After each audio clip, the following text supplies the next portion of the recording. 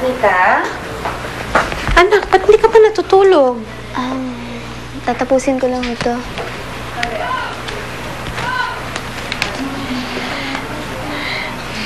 Anak, may problema ba? Huwag kang maglihim sa akin. Halata akong meron eh. Nay, nung mas bata pa po si Misty, nung pinalalaki niyo siya dun sa mansyon, mas madali po ba? Mas okay? Oo. Bakit mo naman naitanong yun? Nay, siguro mas okay dun. Mas maganda kung dun muna kayong dalawa. Kasama si Misty. Bakit? Hindi mo ba gusto na magkakasama tayo dito ng daddy mo? Ni Misty? Akala ko ba okay na kayo, anak? Opo, okay po kami. Lalo na ni Daddy. Iniisip ko lang naman po si Baby Angelo eh.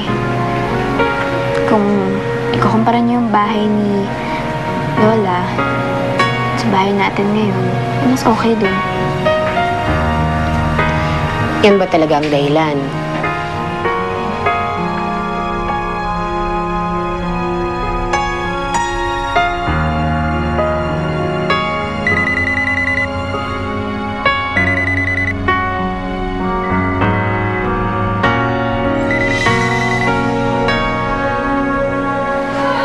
Nay, aaminin ko po sa inyo.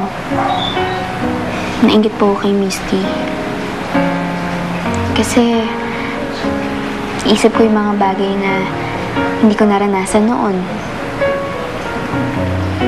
Pero bigla ko rin pong naisip yung lahat ng bagay na yun, si Baby Angelo yung makakaranas. Kaya, okay lang po sa akin. Masaya na rin ako. Anak, mararanasan mo lahat din yan. Marami pang panahon para makabawi tayo. Pero, Nay, marami na kayong sinakripisyo para lang sa akin. Tulad ngayon, pwede naman kayo lumipat ng mansyon. Pero ayaw nyo. Kasi iniisip nyo ako yung magiging trato nila sa akin doon. Nay, pwede naman bumukod muna kami ni Nana Ime. Hindi. Hindi ako papayag, anak. Tita, ang tagal na panahon na nabik ako na makasama ka. Hindi ako papayag na magkahiwalay tayo ulit. Pero Hindi. Hindi ako papayag dyan sa gusto mong mangyari. Nita, dito ka lang. Magkakasama tayo. Pero, Nay, ang saya-saya nyo na kanina eh. Kay Daddy, ni Misty, tsaka ni Baby. Ayoko lang naman pong maging hadlang ulit sa pagiging masaya niyo eh.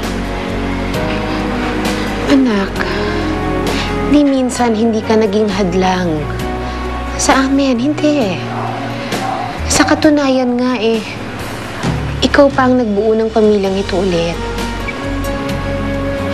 Kaya anak, hindi ako papayag na magkalayo tayo.